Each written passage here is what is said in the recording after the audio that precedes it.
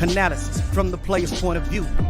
Injuries, big trades, player news. Yeah, sector competition, and he play with Tony Dungy. Better listen, I'm talking about Big Game Sports Buzz. Said everything you need and more. Yeah. Big Game Sports Buzz. I thought I told you once before. We call him Big Game James. Yeah, Big Game James. What's up, everybody? It's your boy Jay Stocks. We are here right now. You're watching the latest episode of Big Game Sports Buzz with that guy, Big Game James. This is where the fanatics and the pro athletes meet to hash it all out when it comes to sports and everything else that is involved with it. Big Game, what's up? I got a new mic, man. I'm so excited. You see what's going on here. What's up, Big Game? What's the deal? How's it going, man? I'm great. You got a new mic and you got even louder, dude. I didn't think that was possible. Oh, yeah, bro. Man, hey, the clarity is on fleek. Do the kids still say on fleek? They don't say that. No, they don't. And they don't say Liddy and they don't say none of that. But well, you all that right now. You all that and then some, dog. I guess what? It's a great day. I am so happy to be here. We're doing our thing. It's gonna be a great show. We got a special guest for the people, man. Yeah. Hey, I'm smiling from ear to ear, man. Hey, and guess what? And one more day, I'm on Thanksgiving break from the kids. It's time for the break, dude. It is awesomeness every way around this thing. Yes, sir. Yes, sir. Yes, sir. For sure, man. Yo, I mean, I know we're on a little bit later, but that's all right because whatever you're watching, i.e. Thursday night football, you're really not interested in because of the teams that are playing. So, yo, first of all, appreciate you stopping in. MJ already was like, yo, let's go. Make sure that you like, subscribe, hit the bell so you know when we do come on. Because guess what, folks? We're going to have stuff popping up all the time. Yo, we got some really cool stuff. You know you love our top fives. Hey, we're going to have just a top five special edition of Big Game Sports Buzz. Yes, just a top five. Oh, man, that's going to be so hype. Yo, today we have 4 downs.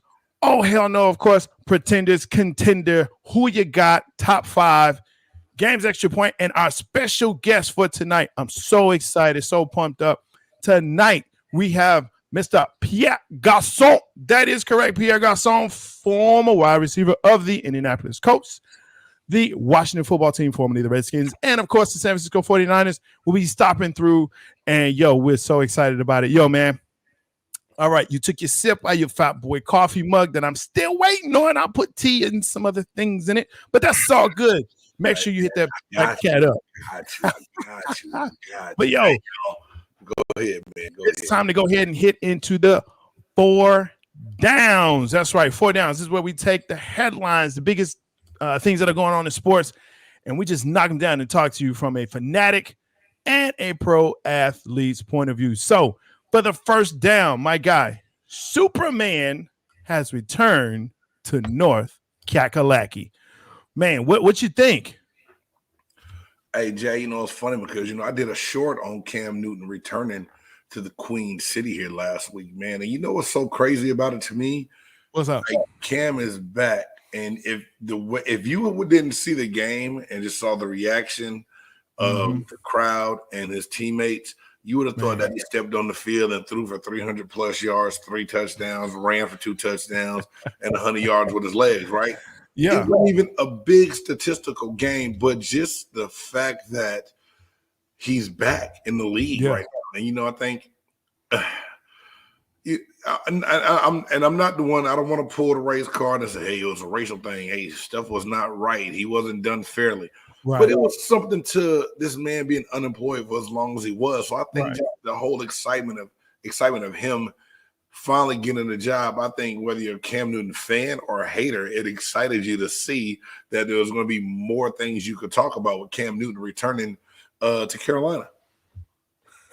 Yeah, I mean, that's a really good point. And I think one of the things that was really big about Cam coming back was the fact that, he said once he scored, I'm back. I mean, it was like the real Superman showed up in North Cac and people were like going crazy. And I mean, it was just, but I think to that point, we have to come back to what's the best ability for any player? Availability. Yes, sir. You know what I'm saying? So if if you already catching COVID like twice in preseason, and you're talking about you not going to get vaccinated and you're not going to do this and do that and da-da-da, and then you going off, your dad is making trouble for you, with videos and posting things, and man, I mean, you have to kind of come back and step back and say, all right, Cam, we get what you're saying, and we're not saying you're wrong, but bro, you have to take everything out of the picture where they can say this is why you're not here. And yeah, he's back. It's one, and you're right, MJ, even though you don't like my wardrobe, sir, because we're number one in the NFC, and that's cool. I get that, man. But it is one game. It is one game. I'm happy he's back as well, but he gonna have to make sure that he's doing what he's supposed to do when he's in the locker room, when he's also in the meeting rooms and all that. That's what I'm worried about. Hey Jay, do you think that you went this long without a job, halfway through the season, right? The leash has to be short. You know what I'm saying? Sure. I think Cam can come in and do what he's supposed to do without resorting back to the and this is my whole thing. I'm gonna say this, and eccentric people are weird to a lot of people. He's real artsy. He has crazy wardrobe, but does it really? Should we really judge who he is because of how he gets down outside of football? Is it that much of a distraction? Did it take away from what he does for the team?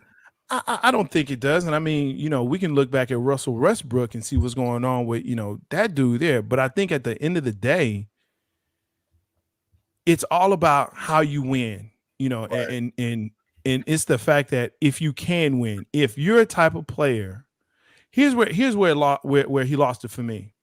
In the Super Bowl, I saw Cam defeated. I saw a man that all through the season, all through the playoffs, he's smiling and joking. Oh, look at us. We're great. We're great. Yeah, that team should have beat Denver. They should have won. But Denver's defense took their soul. He got hit in the mouth and didn't know how to respond. And when he had that fumble and didn't even go after it, didn't want to tackle nobody, just walked off like somebody stole his ball and took his ball and went home. Yeah. Yo, you done for me, man. What up, Big Ron? You know what I'm saying? But to me, that's what it don't matter what you do off the field. We already know this. We can tell by the signings. We say that. We say it doesn't matter. Yet fans and media, first thing they do is judge dudes that play the game off of what they do off the field or off the court, Jay. Right. So we say it doesn't matter what he does. What he does, Ray Lewis. I'm just gonna sit there right there and just say Ray Lewis. And Ray Lewis had one incident. Aaron Rodgers. I'm gonna sit there right there and leave it there. The Cowboys Super Bowl run. We were just talking about it before we came on air. Y'all had too many crackheads. Y'all had too many crackheads to kick off an entire team. Crackheads run fast. Crackheads run fast. Hey, you're jealous. You're mad because y'all didn't have the crackheads until now. I'm glad we didn't have the crackheads in the White House. Y'all, man, it's a family show. No, it's not. Y'all just didn't have crackheads. Y'all had a whorehouse in the middle of a neighborhood that the team frequented. Jealous. Okay. That's all I hear. All I hear is jealousy. All I hear is jealousy. Let's get back to first down and talk about Cameron Newton. Because my whole point is, we players and athletes get judged. You're gonna leave some players. Oh yeah. Yes. It's going to be different for everybody. But at the same time, wow, he should not be judged. He will be. But I also think that he's going to make the most of this opportunity. I don't think that he wants it to lead to him because once he's out again, he may never get back in again. So I think Cam is going to walk the straight and narrow. And yet I shouldn't even have to say that about a guy that's not that many years removed from being an MVP and having his team in the Super Bowl. But he's going to be fine. Yeah, I mean, MJ, bro, you were born. You're not that young. I know you're not that young. I know you're not that young. Okay, it's only been like 26 years. Don't do that, man. Don't do that. Don't do that. Okay, don't do that. Yo, but I mean, to that point, it comes. I think what happened was he got into the Belichick system and saw how the league works, and that's. I mean, you tell me, right? When you come from, you're now like you in high school, you the man. In college, you the man. You the number one draft pick. All this, right? You get to the league, and all of a sudden, guess what? You got dude to the left of you and dude to the right of you that can do the exact same thing you can, right? Or they're just as fast as you. They're just as strong as you, right? They just as bad as you. So I think that part, he saw, okay, this is how the league works. And he was a phenomenal player then. Now he's going to have to be like Jordan and change his game up if he's going to stay. He'll stay right now because he doesn't have a whole lot behind him. You know what I'm saying? Yeah. PJ Walker has been good filling in for Sam Darnold. Sam Darnold, we thought, was reinvented, and then Carolina fans are ready to feed him to the wolves after the first 3 games were over. So they were topsy-turvy and turned tail real quick on ready to get rid of him. So now this is their answer, right? If he doesn't play well, will they turn on him and throw him to the wolves as well? We don't know that, but at the same time, they need something to try to build on. And the way I don't even want to talk about it, but the way teams are playing in the NFC South right now, Carolina is only 2 games back from having a chance to make it a wild card from that division. So Cam is their light in that dark tunnel right now. He's that light that they need to. I can see it coming, boss. It's so close. That's what they need. Yo, shout out to Remy. What's up, dude? Yo, Cam sucks when they play a good team. Probably. I mean, that's going to be, something that comes down to, really the scheme. I'm waiting on Matt Rule to see what he's going to do. I saw what he did at Baylor, but I mean, Cam is just he's one of those players that when you look at him, when you see him play, when he has it together, I really don't think there's another quarterback that can do what he does at that level. I just don't. But the problem is that does he have it all together? That's going to be the real question. That's going to be the real question. All right. Yo, that was first down. Let's take it to second down. All right. Here's the question. Should the Pats, those Patriots from New England, which is not a city or a state, be considered number 1 in the American Football Conference? What say you, Big Game? What say you, people? Man, the New England Patriots, I'm going to be careful what I say. Let me watch this. All right. So, the New England Patriots remind me of that cute girl at school. She's not ugly. She's not beautiful. She looks okay. You don't really want to acknowledge her because you know there's something better out there, but she's still in the scenes and catches your eye. The New England Patriots are so ugly on paper to me. They don't seem like a team that should even be considered conversation, but yet it's coming up and they're winning. And Mac Jones is winning and it's ugly. He's managing games. But it's hard to argue with what they're doing right now. MJ said, hell no. Look, here's the thing though. They're currently 6-4. You know who else who has 6 wins? The Buffalo Bills. That's who. You know who beat the Bills? Hey man, the you know who did? What's up? You know who did it, right? Who's that? I'm just saying, watch out. So we're seeing what Belichick is. He has found the quarterback that he needed to run his offense. Lane Kiffin has found the quarterback that he needed to run his offense, right? Mm-hmm. It's scary because he is just a rookie. He's going to absorb everything that they're going to put in him. He's not coming in with habits from another team or whatever. I mean, really, this is a younger version of Tom Brady. Man, that's what's been blowing up all over the blogs and sports channels everywhere is that he is Tom Brady back in 2001 when Brady came out of Michigan. That's what they're saying Mac Jones is. Now, will he turn into be Tom Brady? I don't know. But if he's the Tom Brady that played for my squad last week, they can keep that one. Look, his Belichick may be a cheater, but you know what's the old adage? You know, if you ain't cheating, you ain't trying. Look, here's what I say to that though, man. Call it what you want to, but if Mac Jones coming in like Tom Brady, now you have again Lane Kiffin. He's not sitting behind anybody. You know what I'm saying, to teach him, but he's able to take it all in. You know he's an Alabama quarterback, so you know he's already had this filtering through him, right, down with Saban and that whole coaching staff. So to me, this is a perfect. When he got drafted, I said, this is perfect. This is perfect. He has landed. He may be upset at his position as far as where he got drafted, but he could not have been drafted in a better position as a quarterback than anyone else. No, hands down. That you win that one. We can't argue that. He went to the right place, a place that has always been known for finding the system guys that does what they need them to do that a lot of people haven't heard of before. Yes, this is a little bit different. He played on a higher stage being at Alabama. We knew who he was. He just wasn't like, it was like, oh my God, we love Trevor Lawrence. Look at the long flowing hair. He looks like sunshine. Oh, we got to have him. And all of a sudden, Mac Jones is dinking and dunking. He's out playing every rookie quarterback in the league right now. It's crazy. Well, I mean, you know, the real test is going to be against the Titans this week. Even though they don't have Derrick Henry, the Titans are still winning. You know, and we'll come to that. We'll come to all these guys. You know, when we get into the Pretenders, Contenders, but I'm telling you, watch out, because if they're poised to win the AFC East, right? They're poised to win it.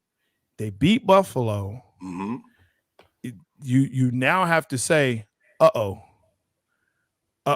here they come, right? I think they may even make a wild card, but if they can win that division, it's. You may have to watch out for them. So we start putting them up against other teams in the AFC if they make it to the playoffs. You think New England can make a run? I think Ron Lambert said the Titans, boy. That's what they're playing this week. No, you got to count tonight. The Patriots play the Falcons tonight, so we know that's going to be. Oh well, yeah, that's a win. We know that's a win. Hey, that's a win. No stab and jab of my man Smitty or Big Low Country, but Atlanta's Atlanta scrimmaging the Patriots tonight. Bro, let me tell you something, man. The 3 points that the Falcons got against the Cowboys, it wasn't even that close. Man, we're not even like that was a gimme. Keep it, man.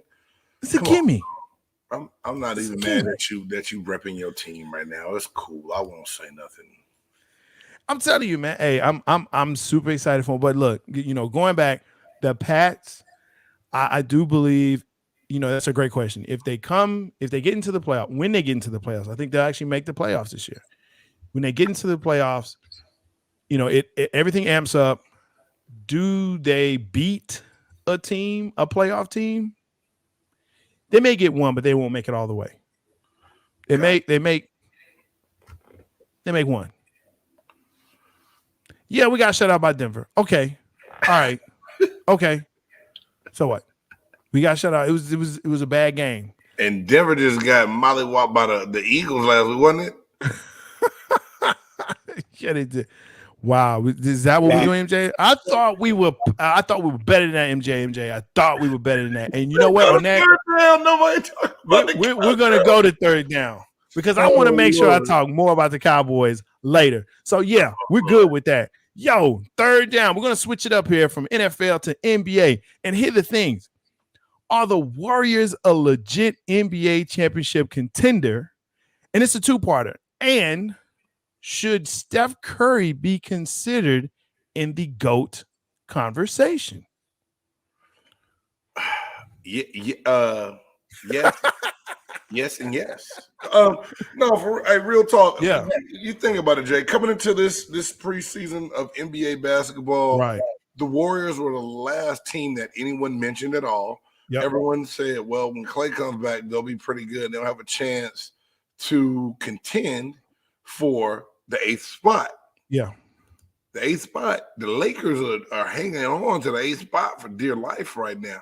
So the team that everyone picked to be that team is not doing it. And, and I think Steph Curry and Steve Kerr and those guys out there in Oakland, I still say Oakland, even though they moved their arena to San Francisco. Right. They love it. They love the target not being on them. But everyone has said in that organization, they have a team that's built like the first championship team. Yes. And when you think back to that first championship team, Draymond, Steph, Klay, and a bunch of other guys that went to work, right? And Iggy's back. Iguodala's back. So it's like that is scary to me, man. Like, it is, because you do have a few younger players that are infused that are nice. But what's crazy to me is the Golden State Warriors are sitting at 12-2 right now. They're 12-2. And you're correct. When Klay comes back, they're going to be even more dangerous. That's my Michael Jackson. It's been on my mind. It's been top of brain today. I hear it. I hear it. It scared me at first. Man, I'm telling you, what's crazy is that you look at this team, and yes, everybody wrote them off. I wrote them off. It doesn't matter who. Everybody wrote them off except for the people that were in that locker room, in my opinion. No one cared what they were doing because everyone was looking at, you're right, the two teams in LA, right? And Brooklyn. And Brooklyn, Milwaukee, Giannis, and Atlanta, Dallas. Like it was like, oh, well, what about New York? Man. Wasn't nobody Dallas. Dallas people, they were. No, they stop were. it, Jay. They were. People were talking about Dallas, man. No one was talking about the Mavericks. Come on, man. Luka's MVP. What do we talk? See, Luka's MVP. Anyway, the other part of this though is, again, no one is talking or was talking about Golden State, but they have, and I can't even say, well, I'll say quietly, but they have 12-2. Like they just putting it in. Yeah, and so I think we all can agree, yes, this is a championship caliber team now. And when Klay comes back, even though it's early, they're legit. Yes. Yeah. And when Klay comes back, my thing is you start really looking at these teams after the All-Star break. Right. Once the All-Star break hits, you're like, all right, now let's see who's for real. But I think we do have to go to the second part of that question of should he be in the conversation for GOAT? And the reason why I bring that up is he currently has 3 championships. With Steph in this team, the way they're built and the way they play for each other, I do believe they could, at the minimum, win another 2 championships, maybe even 3. 2, huh? But, hey, Jay, real quick, though, we talking about GOAT conversation, right? Yes. And, we have our little coaches round table every day in the locker room before we go home. And, it's basketball season, so we talk about it. But you know what bugs me? Before, and not to change the whole downs, I'm sick of hearing LeBron James in GOAT conversations over Kobe Bryant at times. To me, I'm like, why do we always go over to make it Michael and LeBron and over Kobe? LeBron's game patterns more of Magic Johnson than it does of Michael Jordan because of how he facilitates, right? Yeah. So the GOAT conversation, and this is the thing, Steph is the best shooter to ever step on a NBA hardwood court. Yeah. And he's the best to have done it. The guys who played the game have said it. The legends, current players, everyone says it. I have to believe it. I don't think they're going to take enough from that to say that he is the all-time greatest. Like, he's not going to ever wear that GOAT jersey and GOAT shirt. Whether he should or not, it's a great barbershop debate. We'll talk about it forever. Every Saturday when we go in there to get cut up, and every Saturday when I go get this done, I still talk a whole lot. You know what I'm saying? It don't matter. I ain't got no haircut, but I take the boys and we chop it up and we talk barbershop. Yeah.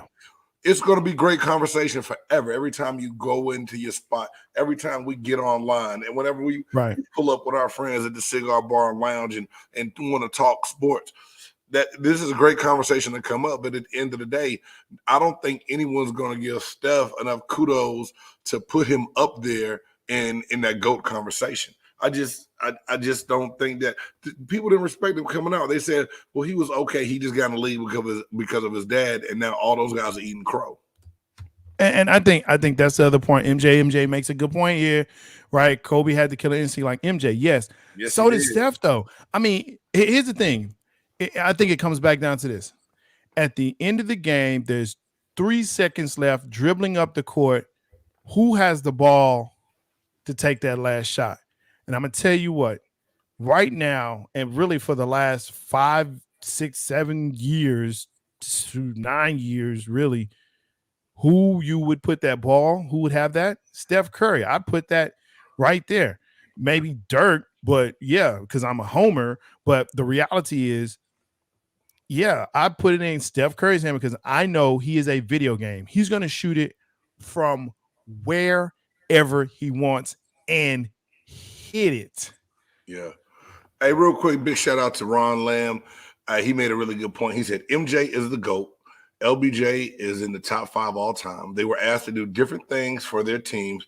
LBJ is a facilitator and MJ was a scorer. There are 2 different types of players. But see, Ron, I agree with that. You're a smart enough person to realize that and say that.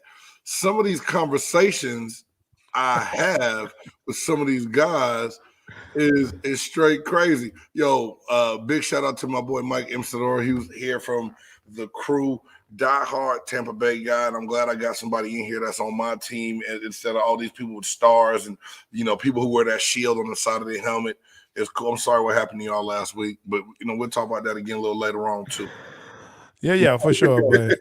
But yo, man, I'm just, and it's not just about light skins, you know what I'm saying, JMJ, because there's some dark skinned brothers out there. But look, oh Lord. Yeah, but I'm cool with it. Y'all sound like the comedian Pierre right now. Go on with that, man.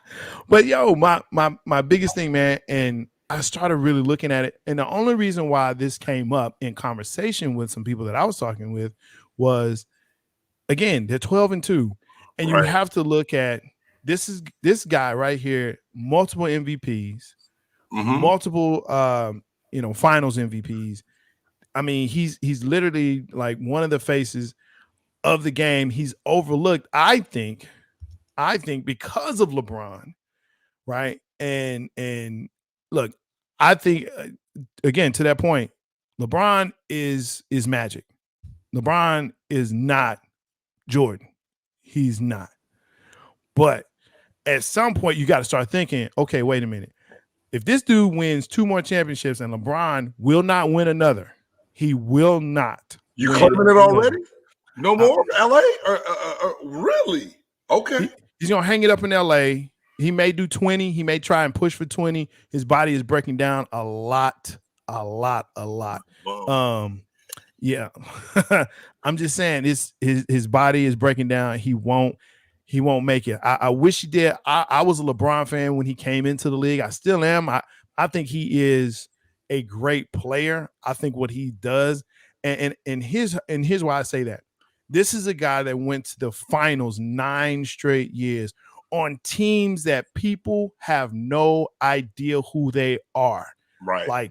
That's a fact. You can say what you want to, but those early Cleveland years with Boobie Gibson and all them cats, nah, you didn't know who that was. Okay. And if they say, well, what about Eric Snow? Are you serious? Are you serious? That's who you pull out? Eric Snow and Varejao? Please stop it. You don't watch basketball enough. So, oh Lord, I'm just saying, what he did prior to that, no one has gone to. But the problem is again, you have an old Lakers team. I mean, Carmelo is like your top scorer besides Anthony Davis. Yeah, there's a problem here. And the problem, not even that, is Anthony Davis is a 7-foot big man that wants to be a wing player. He didn't even have a big mentality to where he could still play with his back to the basket and take advantage of the people that they put on him to guard him, and he just won't do it. Russell Westbrook is trying to change his game to be a team player game, but it's just not in his DNA and what he does. And in the end, he's going to turn into Russell Westbrook, and he is going to ruin it for the Lakers. I kind of feel y'all. This isn't necessarily the best team that they put together that they thought they could to win the championship. They tried to put pieces and names together. I don't think it's going to work at all. But at the same time, it's entertaining. We're going to watch it. But this is what the Lakers do. This is their MO. This is what they have done for years. Least we forget, when they had Karl Malone, Gary Payton, and I mean it just. But they missed on them dudes. That was an old Karl Malone and slow glove. That glove was missing a pinky finger. That wasn't like the full 5-finger glove. So Melo is young. He's young. Melo's young. No. I'm saying I'm not disappointed with what they've done in the past. But okay, yeah, we're in agreement right here, Jay. I know it doesn't happen often. You know what I'm saying? But we are in agreement right now. That's cold, Jose. This isn't the. I didn't even see what my boy. Put up what Jose put up. Yo, put that up. I love it. You needed a stunt double. LeBron needed a stunt double. Do all the basketball moves in space. He did though. They showed that on YouTube, and I thought it was a lie, and I found out it was true, and I was like, "How are you supposed to be the GOAT and you got to go get a?" He don't want to get hurt for the season. He was already hurt, man. You see how he was fragile against cartoon characters. Give me a break, man. Hey, man. Hey. You see, Daffy Duck ain't no. Hey, you know what I'm saying? Hey, man. Let's go to fourth crazy down and get on Lebanon James. Cool. Yo, fourth down, Crawford versus Porter this weekend. Do we care? And is this a big deal? I like Bud Crawford. He's a good fighter, man. He's not the most exciting, but he's very smart and very strategic in how he approaches his matches. And I think it makes for a good fight. Now, Porter, I think I've only seen him fight one time. I've seen him commentating and breaking down other people's fights. No, this is real talk. So, but I think for the sport of boxing, it's just good to get other guys out there, other names out there, and see what other divisions are about as well. You know what I'm saying? So I think it's good just for a breakup in your entertainment lineup. I guess. I mean, there's college football going on, so we could watch that, or we could, take your lady friend out and do stuff, or your man friend, whatever friend, take your friend out. Right. There's other things you can do, man. You can go watch a movie. You can take a walk. I don't know.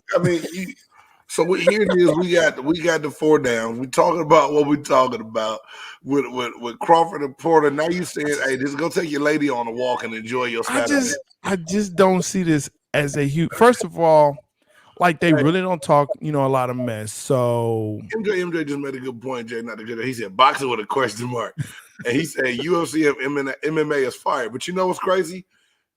A lot of people have turned and gone the MMA route and wanted to see more mixed martial arts than they do boxing. Yeah, I'm like, okay, because those it's more of a skill set to be a boxer. Like anybody can go in, not anybody, but you can go and throw a good haymaker and knock a brother out. I don't know. I'm gonna stop there. I watch both. You know what I'm saying? I watch them both when they come on. So listen, man. The fact that you can break somebody's arm, strategically break their arm, I'm not. See, in boxing, there's hey, you got to stand up, and you can protect yourself. And I'm telling you, what's up, Jerry? What's good, man? That MMA, I am not fooling with it. Them cats right there, but my thing is, man, is, you made a great point, and that really is the point. Is this a big deal? Porter and Crawford, they're not a big enough deal. No, it's not a big. To care. You can do other things with your Saturday that you're not. If you catch the highlights of that fight and not watch it live, you'll be fine. You're not going to be mad and oh my God, I cannot believe I missed it. I'd rather see Nate Robinson fight Jake Paul again. Yeah, it's cool. All right, so I never want to see that again. Hey, real quick, man. Jerry Christian just asked, how do you guys feel about the message the Niners sent on the first drive Monday night? And we're about to talk about that here in a second with the contenders and pretenders. But I don't know if anybody follows me on at BG Sports Buzz or at JCan97 on Twitter. I said first drive hitting like this, and it was Thor's hammer. Thor flew on the ground and put that hammer down because the 49ers came out and hit them in the mouth. It was like, whoa, wait a minute. I was like, Rams in trouble. Whenever that power football game comes, you knocking the defensive line back, and your boy Kittles had Von Miller on his back like a roach, or a turtle on his back. It was all problems. It was nasty. I kept saying, wait a minute. Is this what? Huh? What? Are they for real? Because, dude, the 49ers look like the old 49ers, like Super Bowl 49ers, like, oh. Yeah, it kind of fooled you for a minute, didn't it? And Deebo Samuel came out and was like, listen, hey, man. But, and it's funny because we're going to have Pierre on. We're going to ask Pierre about Deebo because Pierre had some interesting comments about this young man when he first got into the league, and Pierre was pretty much on, that farewell tour. But Pierre made a comment about Deebo having a chance to be one of the best to play the game. And a lot of people thought he was crazy, but now they're kind of seeing that play. It's like, whoa, that's strong statements, man, to put, people up there in that situation, and that at that position and what they can and can't do. It's cool. That's for sure. That's for sure. Yo, those are the 4 downs. Yo, thank y'all for coming in and showing love. We so appreciate it. That's the great part about this, that Big Game and I were talking about, like, hey, how can we really reach out to people? Again, make sure that you like, subscribe, ring the bell, so when we do come on, we'll be popping up. Big Game likes to pop up a lot of times. I'm gonna be popping up, you know what I'm saying, to make sure that we can communicate with you and let y'all know what we got going on. So next segment, the Pretenders and Contenders, and this is the NFL version. We're trying to figure out who are the real pretenders and who are the real contenders for the Super Bowl. Now we're moving into, this is week 11 of the NFL season, right? And we got some names here, man. So I'm just gonna start it off. We're gonna start in the AFC. Okay. And this is real simple. This is for everybody out there. When we give the name, you just tell us a pretender or contender. The first one, the Buffalo Bills. Man.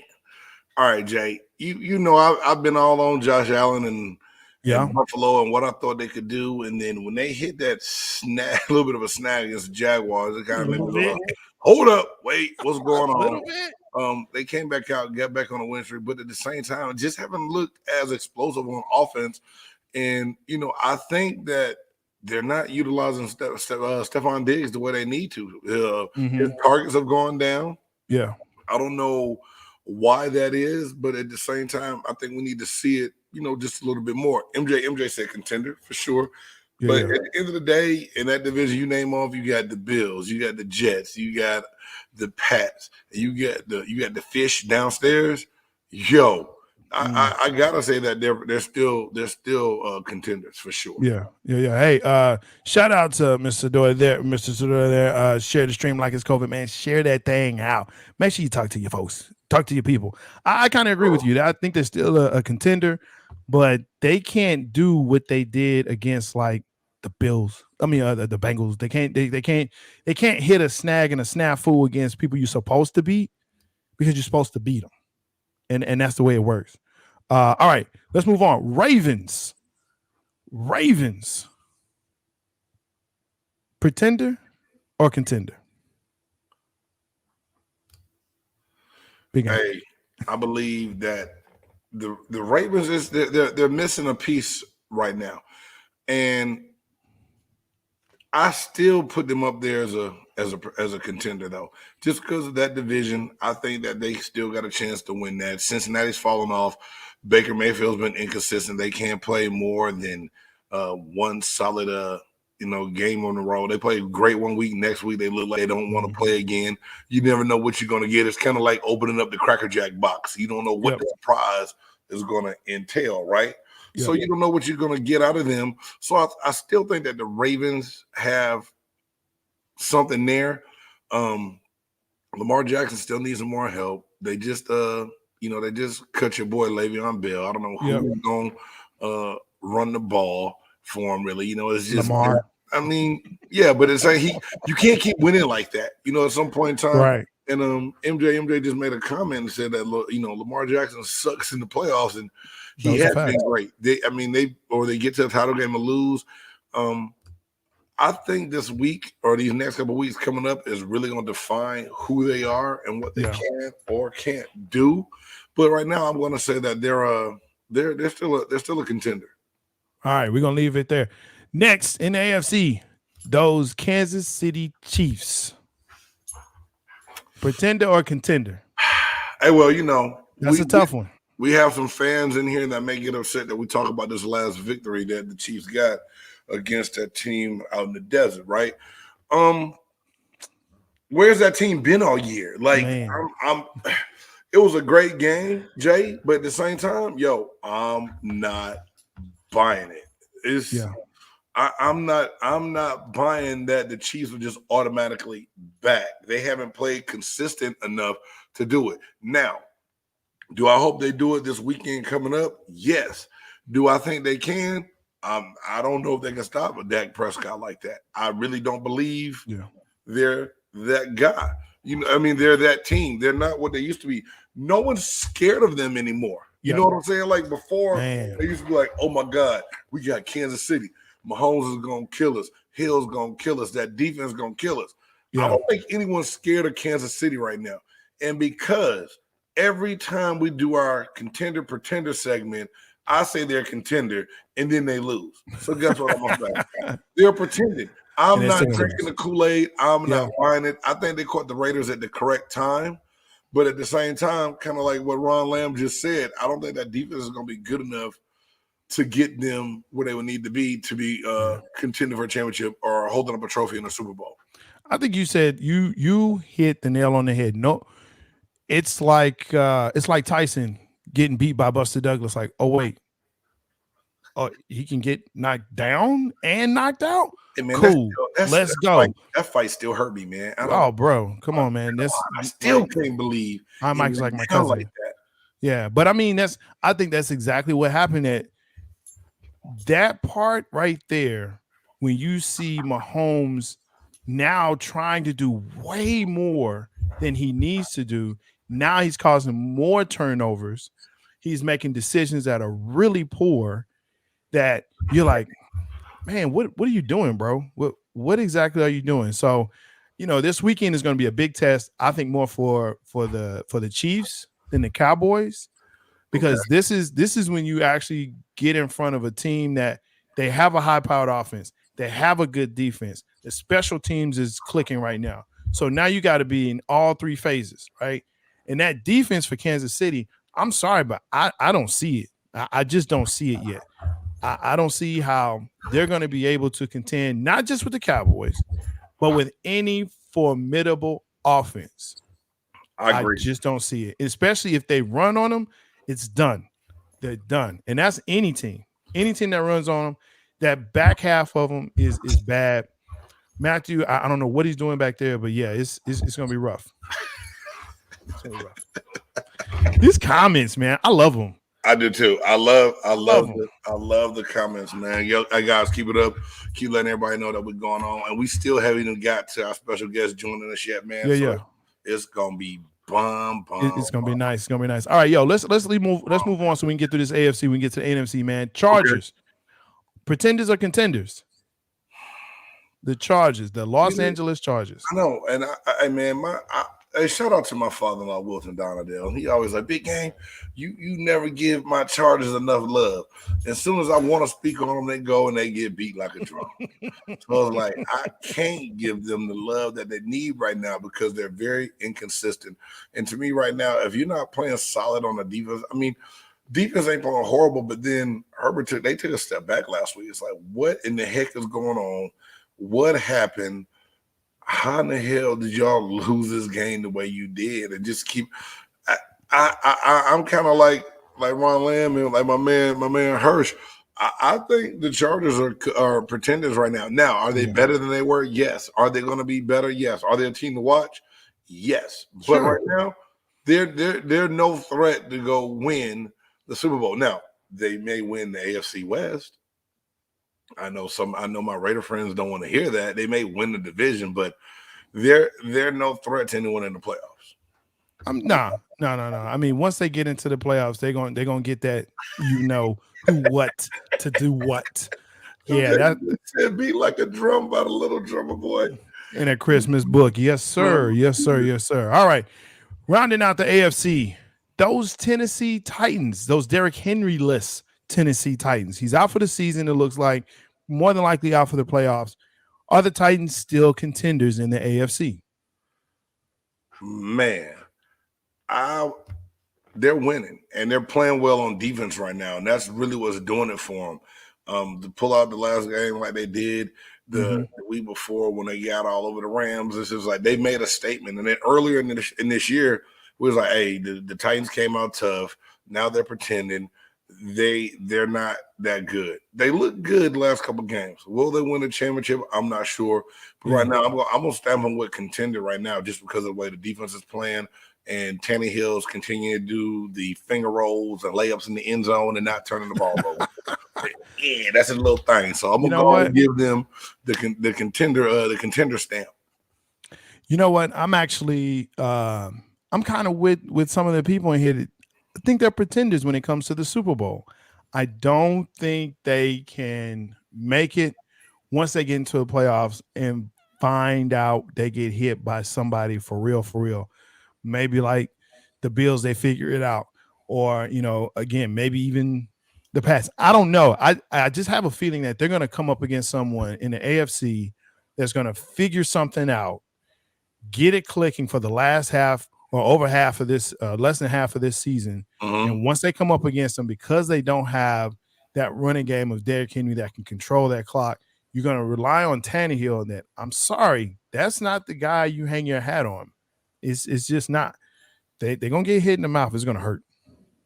Yes. It's definitely going to hurt. All right, so that rounds out the AFC. Let's move into the NFC. I'm actually going to move the top that I had on my list down because I know everyone's going to talk about it. Will never end. So the Arizona Cardinals, pretender or contender? Hey, man, Cardinals, I still think, to play the way they have, they lose a game. Kyler Murray's out. They're still contenders in the NFC West, man. I don't think they really have anybody to worry about. San Francisco came out and played one great game against the Rams. I don't think that Arizona's scared of them. They know that their best weapon is still on the sideline. Arizona's still a contender. You said that you still think they're a contender? I do. I still think they're a contender. Okay. Now, if Kyler Murray is out any longer, would you still consider them to be a contender? That's the real question. And I know he's taking care of fam right now. You know what I'm saying? The fam with 4 legs. But I really think that at that point, when we start looking at the Arizona Cardinals, I'm not ready to buy in for them. I'm just not ready for them. Not for the Super Bowl. They get to the playoffs. I think there you will see. Yeah, I think you will see that now your competition has really amped up. Now you're going against the Packers, the Cowboys, the Bucks, and I don't think they're going to get first seed. So they're going to come up against somebody that's going to be like, okay, we know what you got. We're going to run Murray and then we're going to hit him. You know what I'm saying? And yeah, I think it's going to be tough, man. Like I said, the question Jerry, put out there, who stops them? Again, I think, you got the Packers that are looking good now. I think you still have the Bucks. They're not going to have the number 1 seed. So, you got to look out for them. Yeah, you can talk about the Cowboys, but I tell you what, man, everybody look out for them. NFC West is tough. It's a tough division. But I tell you what, once you get out of that division, now you're in the whole conference. Now things are different. All right. And that leads us to our next team that we were just talking about. Those Green Bay Packers, pretenders or contenders? I think, in my opinion, go ahead, Big Game. No, it's just okay. And I hate Aaron Rodgers right now, and I used to be a fan of his play, but just his whole attitude makes me just say, I can't stand him, dude. Now, what did we just talk about? What did we just talk about, though? It's not even football related. You know what I'm saying? But it's not football related. I'm gonna say the Green Bay Packers are pretenders because they have Aaron Rodgers, they have a great weapon in Adams, but at the same time, no one's scared of their defense. They're going to fall up short in the playoffs again. They're not going to win the championship. They didn't go out. They didn't get him any help. They didn't make any trades. They're good for the division they're in, and we know the division is awful. They got you know what I'm saying? Like they got the Minnesota Vikings who couldn't even hang on to beat. I mean, come on, dude. I'm not buying Green Bay at all. And yes, it may be just because some of the things that have gone on and transpired lately has pissed me off. Yes, and I say it pissed me off. They're not going to get it done, man. I don't care what anyone says. Aaron Rodgers is a bad man. He is a bad man. He is a bad man. That's the whole thing about it, you know. And listen, there was a comment. Who was that? Jerry? Yeah, I mean Jerry's bringing the fire, man. If Aaron is pissed off, contenders. If not, then pretenders. He has to be upset. Now he has a chip on his shoulder. True, I give him that. He has a chip on his shoulder now. And so now that he has a chip on his shoulder behind this whole COVID thing, right? Yeah, he definitely is going to try and rock and roll through this thing. And I think he also has a chip on his shoulder with the Green Bay Packers. Like, look, I'm going to win this, and I'm going to show you why you made the wrong choice with getting Love. That's just my thing. I think he's a guy that has to play with a chip on his shoulder. He has to play angry. If everything is good, then they don't win. But I still don't think they're contenders. Yes, I think they're contenders. We'll see what happens, but there's that. All right. Let's see. We got one more. We're gonna round out. Are you ready to go? Hey, let's get to one more. Then we're gonna go ahead. Our special guest is in, so we're not gonna keep him waiting in the green room too long. We're gonna bring him in and get going, and we'll finish up with our other stuff. Cool. So, hey, let's go ahead and talk about them Buccaneers, baby. I like how you ran it out on the Buccaneers. You know what's on the Cowboys, and we know they're contenders. That's cool. All right. So the Tampa Bay Bucks, they can't seem to win when they're supposed to win. So are they pretenders or contenders? I'll just kind of slip that in there. So what y'all think? He said, "Why?" Yo, I mean, the Bucks can they figure it out? I think Tampa Tom is starting to show his age, man. Was he like 53, 87 you gonna go football years? You're going to go there in 2 games, and Dak Prescott came out 2 weeks ago and couldn't do a damn thing against the Denver Broncos, and now you all going to Tom Brady like that? Here we go with that. Here we go. We're gonna just keep it like this. Tom Brady did not play the way Tom Brady should play over the last 2 games. With 5 turnovers. No, he didn't. But at the same time, that Washington football team game, the defense played good until the last quarter. They let Washington hold the ball for 12 minutes, dog. Now your quarterback not even on the field to get you back in the game. And we're in a division to where we can go ahead and give one up. Now, if we drop the ball this week against the Giants, I'm going to hit the panic button, bro. Hit it. You should have hit it already. Look, you need to go ahead, get on the flight to Tampa, go talk to your folks down there, get some wheatgrass for your dude, Tampa Tom, right? Be like, yo, I got this new wheatgrass for you. You're going to love it, right? So he can actually throw it to his players instead of the other players, and then he might have a chance. And the defense, what happened to your defense? I mean, dude, who's the quarterback? Who's the quarterback for the Washington football team right now? Heineke, you know. Stop it. You don't know. Okay, it's Heineke. We know who the quarterback is. Dude, he didn't have no hellacious stats. But like I said, they had key. You know what the stat? You know what stat he had? You know what stat that mattered? That's it, bro. Win stat. He had a winning stat. Dude. The stat to win. All right. Hey, man, do me a favor. We're gonna move on from contender pretender. Let's do it. I'm gonna pretend like you didn't just disrespect my Buccaneers the way you just did. I'm gonna bring in my man Pierre Garcon before he come in the studio and bless us with his presence, man. So go ahead and, if you don't mind, Jay, go ahead and get an intro. I gotta get a drink because you got me all riled up and my throat all crazy right now. I'm talking loud and crazy, man. Wow. Okay, yo. First of all, let me tell you something, man. Working with Big Game James has really brought me into the places where I get to meet great people like this gentleman that's coming on right here. Wore the number, you know what I'm saying, 88, played for the Colts. He was drafted by the Colts, 2008, 6th round. Yo, let me tell you something, man.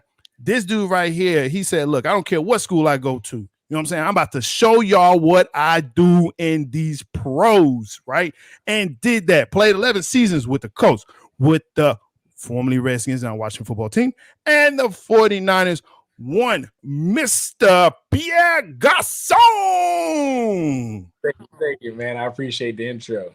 Oh man, hey, awesome. anytime. Wagwan, you know what I'm saying? Hey, we do it like this, man. We do it like that. I'm trying to learn I love it. You know what I'm saying? Trying to get my patois. Trying to get that going. We gotta get some Creole too as well. You know. Hey man, look, first of all, thank you so much for joining Big Game Sports Buzz. It's always a pleasure to talk to some people that know the game, that have done great things in the game. But not only that, you're doing great things outside of the game once it's over. And that's one of the big things that Big Game James has really iterated to me to say, hey, look, there's some guys out here doing some great stuff, not just, what you hear in the headlines. And a lot of times what y'all do doesn't get out there. So I'm so happy and blessed that you're here to talk about some of the things that you're doing, man. So, you ready to get into this? I'm ready. I'm looking forward to it. I appreciate it. I love the energy on the show, man. It's awesome. Bad. Appreciate that. Hey, P, first and foremost, man, it's been a long time. I haven't seen you in a while, but thanks for joining us, man. And like that, and I know not just my boy, our boy, King Elijah's out there watching. King Elijah. Hey, that's my dog, man. The way he put it together, like everybody don't know. Elijah and I talk about Elijah a lot. People are like, man, who's Elijah? Elijah was the guy who put the pedal to the metal when it came to recruit me out of college to sign me as an agent. And it's like he had this persistence that was just crazy, right? So I ended up meeting with this representative out of LA named Lee Collegian. And the reason and Elijah's like, hey, man, what made you go with Lee? I was like, you did. I went with Lee because of you. To where now we went from forming a business relationship to him being the godfather of both of my kids, man, and just be a great people person. And it's so funny. Take those responsibilities very serious too. Very. And then it was so funny. So to like when I was like, hey, E, I started the new season of Big Game Sports Buzz, and I said me and Jay Stocks put some stuff together. He was like, hey, I'm calling P. And I just started, I said, what? I said, hey, man, we still putting everything together. I'm going to let you know when we're ready to roll. He said, nope, I'm calling P. He going to come on the show. And then he's been working to make it happen. So like I said, big shout out to E. But, hey, P, thank you for being here, man. And, you mean a lot to him. So, like, it's so funny. He talk about you so much. I feel like I'm kicking it with y'all when y'all doing some of the stuff you're doing. Because as y'all having y'all a good time, E is hitting me. I'm like, hey, man, we having a ball. I'm like, hey, man, hit me when you get back in town. Let me know how everything go. I know y'all having fun. But, hey, P, you had a chance to do some things in the league that a lot of people wouldn't thought that someone coming from Mount Union could do. Play with some great quarterback. Well, play with one of the greatest quarterbacks that I could say was a teammate of mine as well. But when you're watching today's NFL, who is somebody you wish may have thrown you some passes? Oh, man, of course, at the top of the list is Aaron Rodgers, Patrick Mahomes. Those guys are, top tier. Of course, playing with Lamar Jackson, too, would have been an awesome thing because, he's exciting. Like, you don't know where the ball's going to come, when you're going to get it, but he's trying to make a play, and you want to help him make that play and show his talent. So those guys are amazing, man. It's always a blessing as a receiver to play with a great quarterback. It makes your job a little bit easier. Right. I know playing with Peyton, for me on the defensive side of the ball, we always knew one thing I didn't have in Tampa was a great quarterback. You know what I'm saying? We had guys, but we had to go win games on defense. When I got to Indianapolis, I was just like, man, we got a first down. We got another first down. Hell, I can take my helmet off. We about to score. So, a great defense is a great offense because we didn't have to be on the field a whole lot. Mm-hmm. And getting to build on that and put that foundation together. We had Tarek Glenn on a week ago, and we said that a lot of people don't realize Indianapolis built that great offensive foundation around Peyton, Edgerrin, Marvin, Reggie Wayne, bringing yourself in. But at the same time, what was it like going against that defense that you guys had? Because I think that was one of the most underrated parts to that puzzle was the defense that the Colts put together when y'all got ready to make that Super Bowl run. Man, you want to hear something crazy? Like right now, the strategy that we had in Indianapolis when I was coming up is now with the strategy that the Washington football team is using, the San Francisco 49ers. They're getting those DNs to get to the quarterback. The rest, Right. like safeties and linebackers, y'all just get. We're gonna make sure that these DNs put pressure because we had Dwight Freeney and Robert Mathis. I'm actually going to see Robert Mathis in the Hall of Fame, his Ring of Honor ceremony in 2 weeks. Okay. So like that was like, if those two guys get to the quarterback, we know we're gonna win. You know what I'm saying? Like if they stop one guy, we know the other one's gonna show up. But those guys are trying to have a meeting at the quarterback, and that literally propelled everybody else on offense, on defense, on special teams, because we're like, hey man, these two guys, they're gonna get to the quarterback. We know what kind of day we're gonna have depending on how these two guys play.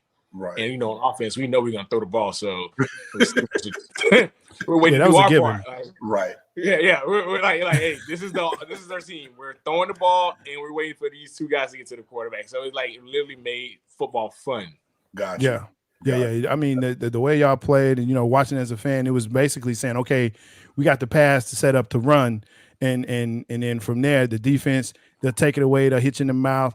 That safety, man, wow. So here's my question for you. As a fan, I'm saying, okay, I'm seeing this guy. He's, again, with your offense running the way it was, who was one of the fiercest defenders you had to go up against? Like you in the film room with the other receivers, like, hey, this is the dude. Who was that? And honestly, when teams played against us, when we playing with Peyton, teams don't know what to do, because they're like, all right, if we play zone, he gonna eat us up. If we play man, it's hard to play man to man against another great athlete. Like literally, there's only some people that can stop man to man. Like obviously Revis, he's very good. So you obviously stay away from him, but that's easy. But like their team has a whole defense that they're playing. So it's either like, hey, make sure you have the cover 2 zone, make sure you have the cover 3, make sure the safety comes down. Like, they're not even worried about what we're doing. They're worried about their assignments because they don't want to get beat, because somebody on that defense has got to get beat. Right. And we scorching them. Our job on offense. Yeah, we scorching them here. Yeah. Like a lot of we're gonna find a weakness in your defense. Like everybody can't be great at everything, because we have adjustments for everything because we control the ball. Right. So we see what you like to play, and then we literally would line up and not have a play call so that you can show your defense, and then we will call a play at the line of scrimmage. There's no defense. You don't have enough time to adjust the whole defense while we're calling one whole play on offense. So that was our advantage. Yeah, when Peyton would start calling out Omaha, it's over. It's like, man, I don't sometimes know. It's a real call, sometimes it's a fake call, but like that's like how our offense was. Like we can literally change a play with one word. Yeah, for sure. There's no defense for that. Nah, none at all. One of the questions I know I had, and I see Ron, I'm gonna get you in here, man. Your favorite route on the route tree? What was it? What's the number? That's a great question. Honestly, as a receiver, everybody loves the go ball. Everybody loves the go ball. In Indy, we didn't. Well, as Peyton got older, he didn't like to throw as many go balls because they say your arm's getting weak or whatnot. But like coming out of college, it's like go ball. Like that's we're gonna test it out right now. We're gonna see who faster the go ball. Yeah. And then it's like, all right, we love to run slants because we get the ball quicker. Then we can make guys miss.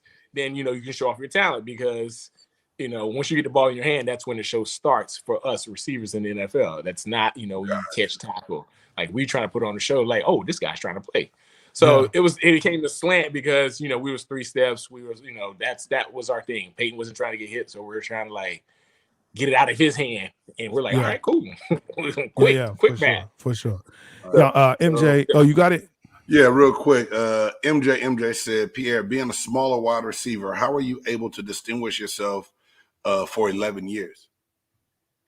It's funny. Some people think I'm a small receiver. Some people think I'm a big receiver. But I always stayed in physical shape because that's our job. Your body is what pays you on the football field. If you're available, you can be used. If you're not available, they're gonna find somebody that's available. Hey, like we always said, you can't make the availability is the best ability. Availability is the best ability. That's what they tell us. And once you understand that, you're like, all right, cool. Let me lift weights because I know they finna hit me. Let me stay in physical conditions because I got to stay on the field because you can tell when you're not running as fast as you were. And when we watch so much film, you don't want to be that like, hey, looks like you're running a little slow here. You don't want to get called out. So man, you use that for off-season training and for during the season training. Hey, I tell people that all the time, and P, they think I'm lying, but my rookie year, just my majority of my career was in Tampa anyway.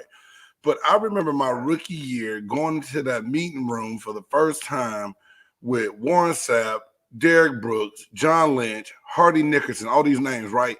And I'm okay, man. Yeah, I'm hyped. I can't wait. We're watching film on the Minnesota Vikings because that's who we opened up the regular season with. We going up 98, and all of a sudden they like, man, look at those old sorry ass doing this, and I was like, oh my god! I was like, the meeting room was so intense and so crazy. I just started thinking about, I don't ever want to be the dude that's not making a play because I'm gonna get called out and talked about so bad. And the defense was so great; they held you to a standard. So what Pierre is talking about is some stuff that people who watch the game don't realize that that when we get that work in during the week, Tuesday's that off day, Monday that prep day, that install, and you're working out, you watching film, you laughing at the other team when you watching your opponent, and you thinking in your mind like, well, I'm not gonna get laughed at when that other team is watching me and how I prepare for that week. It's serious. Like, I gotta be ready to go. And he is dead on and hit it over the head because every player has been in that situation, and it does not feel good at all to be that guy that they point. And Rod Marinelli was the king of the laser red pointer to get you on that film when things were not going the way you wanted them to go. You know what they say, the eye in the sky don't lie. Don't lie at all. Not at all. Not at all. Not at all. So you still watching, NFL, still watching the players. Who is catching your eye right now? Just saying, wow, this guy right here is something special. Man, at what position? Because it's a lot. Well, just at receiver. Yeah, at receiver. At wide receiver, man. Yeah. I'm thoroughly impressed by Debo's doing very good, actually. Samuels, he over impressed me with this year that he's having, and he's being consistent week in and week out, and he takes a lot of hits. He's definitely doing a great job for him. Jamar Chase is doing a great job out of Cincinnati. I love the connection that him and Joe Burrow has. Who else? Devontae Adams is being Devontae Adams with a quarterback like Aaron Rodgers. Like, you can't lose. Like, it's a benefit, asset to have him as your quarterback for your whole career. There's a lot of guys that are doing a lot of great things. Deontay Johnson, he's doing very, very good for Pittsburgh Steelers, which is like a guy that people forget about, but he's having a great season. There's a lot of guys. Michael Pittman, he's doing great for the Colts. It's cool. His dad played football, and now he's in the NFL doing well.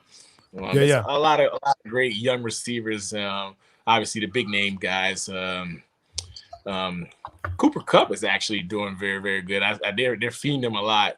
The big name guys, such as obviously, I can't wait to see what Odell does in LA with Matthew Stafford. That's always fun because he's going to be excited about his quarterback and being in LA. Yeah, I mean, Stafford's more like the Ben Affleck of the NFL. You know what I'm saying? Like I'm just saying. Matthew Stafford is he will be okay. I promise you that he will be okay. He's a gunslinger. He's a gunslinger. He is a gunslinger. And he got weapons. He's got plenty of weapons, but the problem with gunslingers, we look at Favre, right? Was a gunslinger there. Romo was a gunslinger. They're great. They put up numbers, but at the end of the day, they could cost you the game. Just like Ben Affleck in a lot of movies that he's in, like Daredevil. I'm just saying, and Batman. Like, hey, Jay, he didn't write the movies. He just acted in them, dog. He did not. He's going to write Batman. Stafford's not calling the plays. He's just reacting to what he sees. Jay. That's exactly my point. Exactly my point. I'm gonna get you off Matthew Stafford because I'm gonna run into him one day and need him to do the show, and he gonna be like, "Nope, I heard your man talk bad about me." That's all right. Hey, real quick, we got a question for Ron Lamb. I'm gonna put it up for Pierre, and he just said, "Is OBJ still a number one wide receiver in your opinion?" Oh yeah, he's definitely is. Coming off an injury is tough. It takes a little while to get back to your old ways, and as you get older, your old ways don't come as fast as you want them to come. But he still got a lot of juice left. He got a quarterback now. He's got new energy. He's in a great city now that he wants to be in. He picked LA and he lives in LA during the offseason, and he has all his friends out there, Drake, LeBron. Like, he happy now. He's motivated. Right. You know, when you leave New York City to go to Ohio, you're like, now you get second life and you go. No, like Ohio, you know, like what is that? The Skyline City. It is cold. Scarlet and gray. It's cold up there in Ohio. I never want to go there. You're not missing much, but Ohio, it's a football town. But if you're not winning, it ain't a football town. But if you're winning in LA, he'll be excited. He'll be happy. He's gonna get his body right. Yeah, and I think the maturity has definitely set in. I like what he's actually been saying this season, that it's all about the team winning, and it's not about how many touches he gets, how many catches. And I think that's perfect for where he is. They get, maybe a little bit better quarterback, but look, that defense is going to be there for him. And I think that I look, they weren't there. They weren't there Monday night. They ran into a very motivated 49ers team, my opinion. They schemed their whole season for that one game, I think.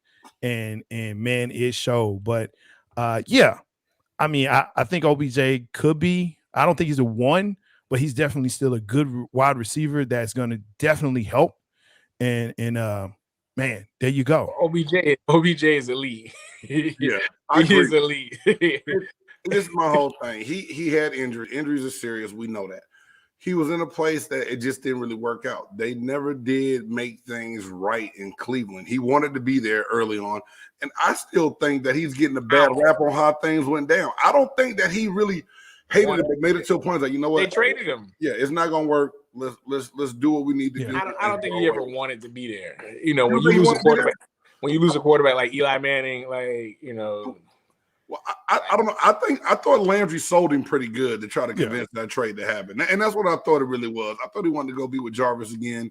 They was going to try to work his. That sounded better because he wanted to be with Jarvis, but Jarvis ain't throwing the ball. I was just about to say, Baker Mayfield is a quarterback. I think he was sold a bill of goods that Baker was better than he is or was, or he's been touted to be. Baker is Baker. We know what Baker is. He's Trent Dilfer. To be somebody I'd take Matthew Stafford over Baker. He's Trent Dilfer. And I don't think no one can come on and argue with that. Yeah. Now, since we're talking about quarterbacks, and I know we're gonna get some more questions here, but not too long ago, I had a chance to talk with old Fred Smoot, and we asked Fred what it was like with Kirk Cousins in Washington. And first thing Fred said was, "Don't fall in love with Kirk Kane. It'll get you every time." I laughed so hard talking with this fool. It's very funny. You had a chance to be around Kirk. Where do you rate Kirk Cousins among NFL quarterbacks? Oh man, thanks for putting me on the spot. I haven't been watching him, but I think he's having a good year this year. But what it comes down to is the wins and losses, and especially the national games that are on TV. Like if you're not winning national games, regardless if you go 8-0 and then you lose that one national game, like you're like, all right, you're still the same guy that we expect you to be. Right. Okay. He's in the top 15. He's not in the lower half of the bro. But now, is this a quarterback you played with or just in general?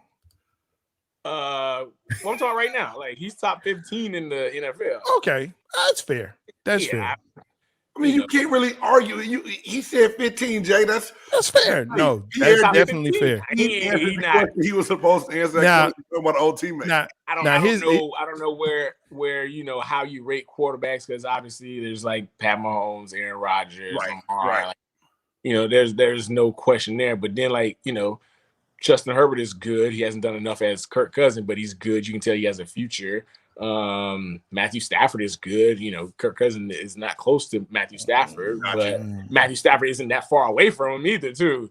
So, it plays a little bit with the history, because Matthew Stafford hasn't won that much yet, and we're already throwing Matthew Stafford under the bus because, they lost to the San Francisco 49ers. Right. He's up there, like him and Kirk Cousins and Jimmy Garoppolo might be around the same, because one week we love him, then next week we're like, this is not, what we expected, but it's he's not terrible. Yeah, I'm interested though. Top 3, he's not top 5. Oh no! Easy to say. We put it there. We all know that. Like you said, there's a lot of, and this is what I hate being a player. Mm. It's so easy to talk about people as a fan when you watch it, but when you know even a good guy that puts the work in, it doesn't have the results. Like I told a lot of people, playing with Trent Dilfer and going out onto the field one day, we were getting ready to play. We're at Raymond James Stadium. We getting ready to play against, I believe it was Chicago, and it was just Trent was talking to himself in the tunnel, and it was when that moment I saw his face. I was like, he doesn't believe anymore, and he had to actually get out of Tampa to reinvent himself and end up winning the championship with the Baltimore Ravens because there it is. He went to another place, won a great offense, had a great defense around him, and he wins the championship, right? Mm-hmm. But at the same time, you see people putting the work in, but when you lose your confidence playing this game at that position with all the shine and the spotlights and everything else on you, it's a wrap. It happens all the time in that sport because like even probably a former teammate of yours, Martin Gramatica, said it. He was like, "Hey, I couldn't see the field goal posts no more. I literally couldn't see no more. Like you lose confidence. You didn't physically couldn't see. You just lose confidence. Like you can't lose confidence. And you go through some tough patches, but you still like want them to do well. And it's just like, man, like I can't get out of my own way." Yep. And that's the thing. Like my son right now is playing. My youngest decided to move the quarterback, and let me tell everybody, I hate it to death. One, I was always trained to hit and tear a quarterback's head off. Now I got to sit up there and pray that my baby don't get his head knocked off. But at the same time, when he's doing good, he the man at school. He loves it. Some go bad, man, Jackson sucked. And it's not that he sucked when the line didn't block, receivers dropped the balls, right? But that spotlight is always on the quarterback position to where it really takes away from what everyone else does to the game. Now, in the locker room and in the building, you know what's going on. You know what it takes. But on the outside world, the NFL knows how they sell tickets, right? They're going to sell it with offense. They're going to sell it with passing the ball. So they're going to put the quarterbacks at the forefront, and all the pressure is going to fall on them. I'm always one. I'll talk bad about a quarterback, but at the same time, I know what it takes to play at that level. Not even a quarterback level. I never will have an idea what it takes to be able to throw a ball. I used to love when we ran fat and go at practice. That's when they let the kids in the wide receiver line and run the go routes. That's the question I had. That's the question I have. Pierre, could you see Big Game as a receiver on any level? I'm curious. Not even flag football. Hey, not even two-hand touch. Hey, I hear you. Pretty good. You know, I used to catch the basketball and post up. And they all think they can catch until it's time. You seen that offensive lineman that picked up that ball and tried to run and got his legs taken out. It changes real quick once it's live. They don't move as fast as they thought they was moving. He is not lying because I made the mistake of one preseason game on that kickoff return. The ball came short. And it was like Cleveland grounded me the ball. We had like 30 seconds left. I remember Joe Marciano said, "Hey, we got to make something happen." In my mind, I was going to break that for a touchdown. In my brain, I was fast enough to take this kickoff back to the house, Jay, okay? Yeah. I ran probably about 15 yards. It felt like I had 10 gorillas on my back that I was about to die. And then I looked back at our return guy, and I just threw him the football. And they were like, "Man, what the hell was you doing?" I said, "I couldn't get hit by nobody else." I said, "It hurt." I said, "I'm never going to talk crazy again about the return game."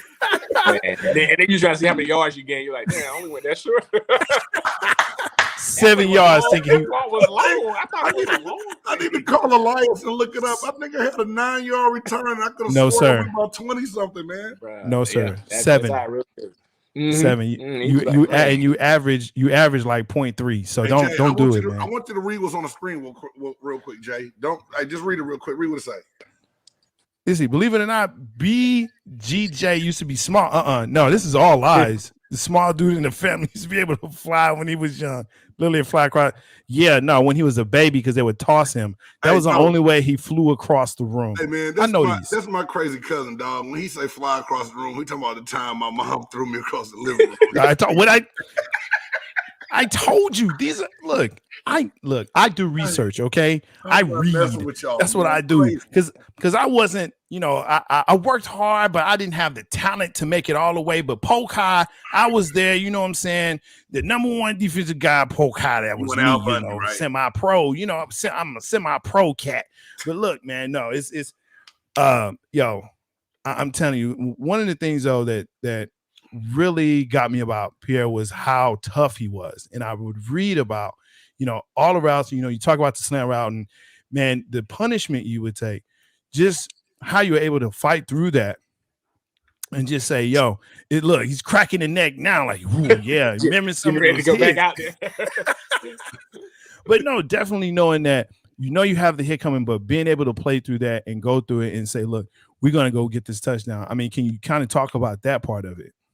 Man, it's like a mindset that you get into. You're going to get hit. What hurts more is like not completing the play how it was supposed to be completed instead of the actual hit. That's why I say in the off season, you get your body physically ready. During the season, you get your body physically ready because you're going to get hit. It's not if you're going to get hit. Like they're trying to kill you. Like they really trying to make you quit. And I can have that coming from, where I'm from. Like, listen, if you out there, you got to represent. If you out there, you're not representing, you might well not be out there. Right. And that was the mindset. Like, we got to hold it down. And then, plays come. You can't show no weakness. Like, that's what it is. Wow. Like, you knew what you signed up for. So if they say you run a slant inside, the safety's coming down. Like, that's his job. His job. You got to make him miss or you got to hit him because they don't want to get hit either. Because they don't want to get embarrassed either. So it's like, hey, hit or be hit is what it comes down to in that position right there for sure. Real quick, Ron Lamb also just said, Pierre, I think you were one of the elite going across the middle. I like that part of your game. And I didn't choose to go across the middle all the time. That was the route. right. My coach thought I was good at it too. Like, like I just do it because I love the game. But like, we can call some outside routes. Hey, where's that 8? Where's that 9? Where's that post? Where's that flag? You know what I'm saying? I love to go ball too, coach. And that's another thing too. When your quarterback or when your offense is not as powerful as to do certain things because they got to hold up for deep balls. They got to hold up for outside routes. Like it's a 5-step, 7-step. Right. It ain't easy. The whole team can't do what you only good at. You got to just adjust your game to what the team needs, and that was my ability. Yeah, for sure. So I want to switch gears here, if we can. Football is done. You've done great things in football. 11 seasons. What are you doing now? What is Pierre Garcon up to these days? Right now, I'm actually growing a brand, Speed A Compression. I've always wanted to sell on Amazon. That was like one of the things because when I, lived around the country, Amazon was always at my door when I needed the furniture and all that stuff. And I was like, all right, like there's something on Amazon. I know I can do it. That's always how it comes out. I can do it. Like I just got to figure it out. So I'm growing a brand.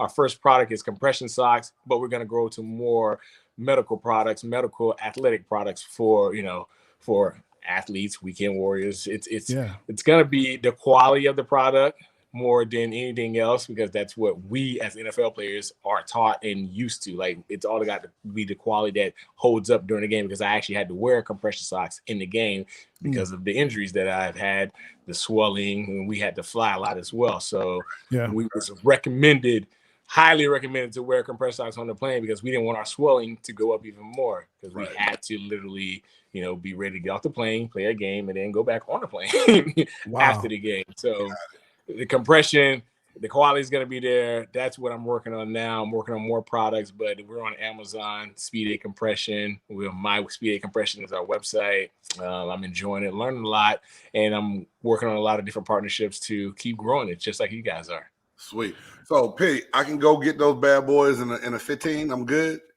I'm working on that. We got extra large, but I got double XL coming because I got to get my offensive line guys right. Because when I send it to the guys in the NFL, they want the big size, and I'm used to the guys who needing that extra big size. So I got a double XL coming for you. Okay, yeah, they gotta get more material, big game. Way more material, man. Hey Jay, I'm gonna let you have your jokes because real talk. As you get older, them old injuries creep in. I need those 2X too. I really do I tried to order some compression socks, And when them things came and I tried to put them on, I couldn't even get them over my calf, man. It was like my wife was on the ground dying laughing. I was like, what's so funny? She said, your calf, your leg, it's too big. You can't put it on. She said, stop. And I was like, I can't stop. I need these to fly. Can't have them to fly.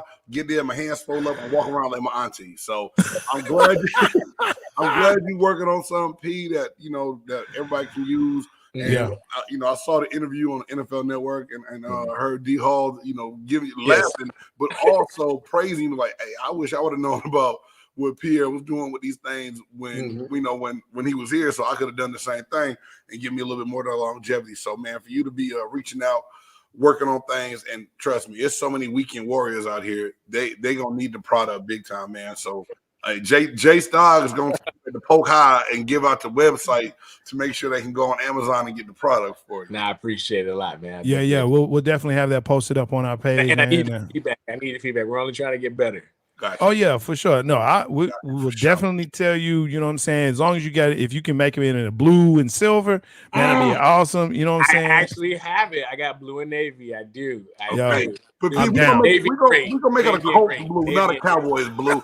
We're just trying to get that little Dallas joint out there. Colts colors is coming. It is in navy and gray. Navy and gray. Yes. That'll work. But no, that's awesome, man. Again, and it's like we talked about at the top of the show. Making sure that people understand that, hey, these guys, unfortunately, a lot of times their careers doesn't span the same as other people's careers, and they have to be able to do something and be able to get out there. And I definitely love that you're doing that. Is there anything else that you're working, any foundations or anything else? Or I'm actually working on my golf game. I'm getting better at golf.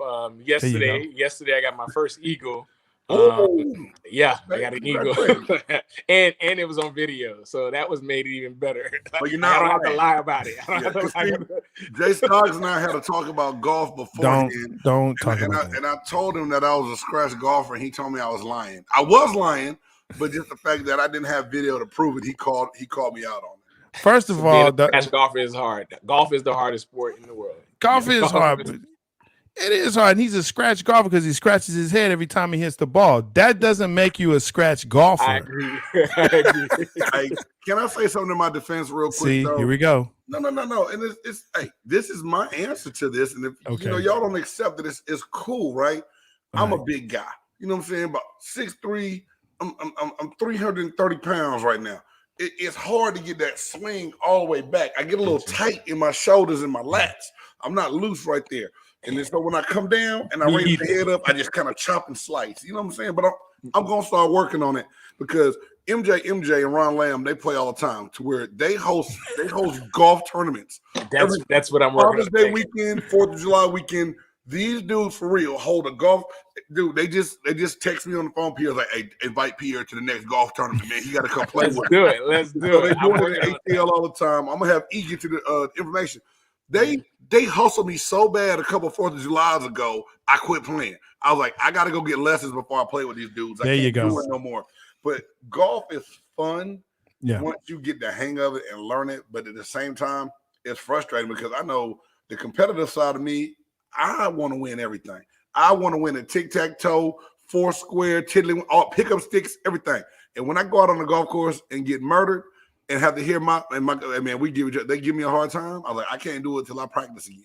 I felt like that many times. I still feel like that. Still feel like that. But I'm definitely working on more golf tours, golf events around the country, around the world, because I love to travel too. So I get to travel and play golf and invite some of my former teammates and work partners and stuff like that. Other players that didn't play on the same team, but everybody loved to play golf, and we love to become better. That's awesome. Well, Jay, before, and I know it's out of order, and we normally save this for later in the show, but Pierre's it's your show. Pierre's been here.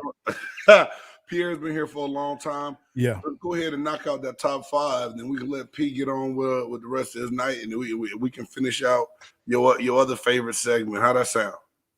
That sounds fantastic. Look here, folks.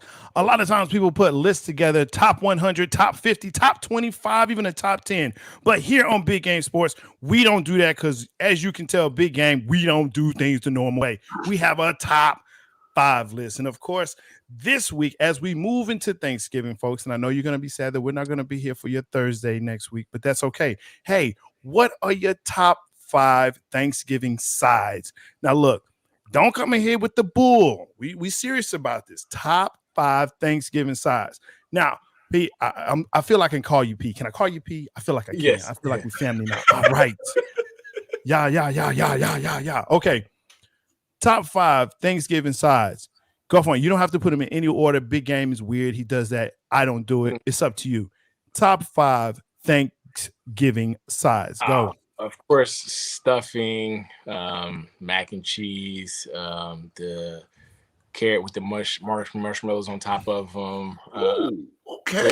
I don't know what it's called exactly. I'm not a big kid, but it's orange and it's got the marshmallows. Yeah, we got you. We got you. I think you mean the sweet potato casserole is over there. Sweet potato casserole. Yeah, sweet potato casserole. That's a good one. That's different. That's a good one. Okay. Stuffing, gravy. Of course, I don't know if that goes with stuffing or not. Our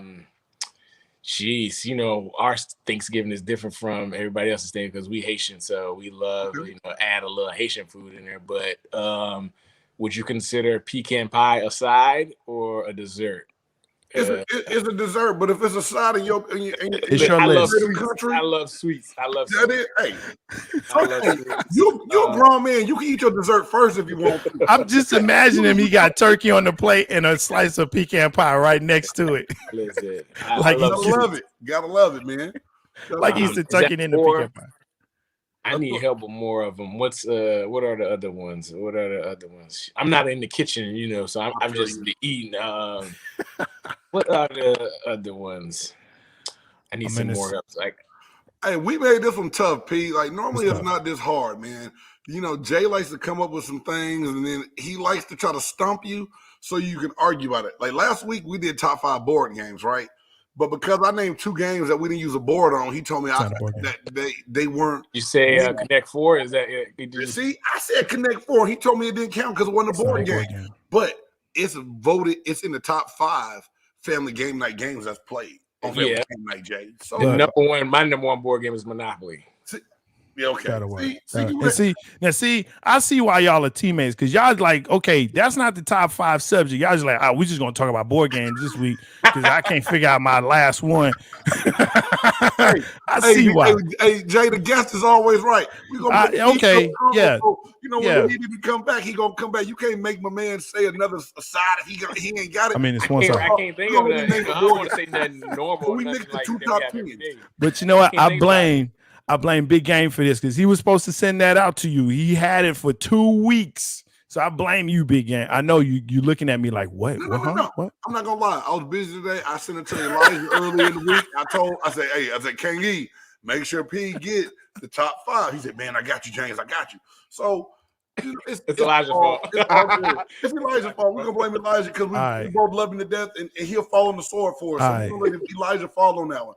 Hey, Jay, I was rude to you last week, my wife said, and I cut you off, and I went before you like I always do. So now I'm going to say, do you want to give your top 5, or would you like me to still go before you?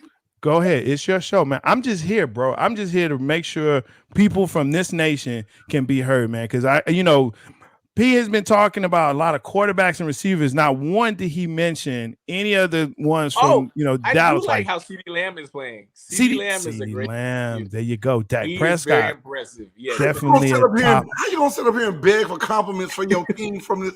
That's what I do. CeeDee Lamb has impressed me this year. It's cool. It's what I do. We got a lot of guests. Before I go, we got a lot of guests, chiming in, putting Terry up McLaurin.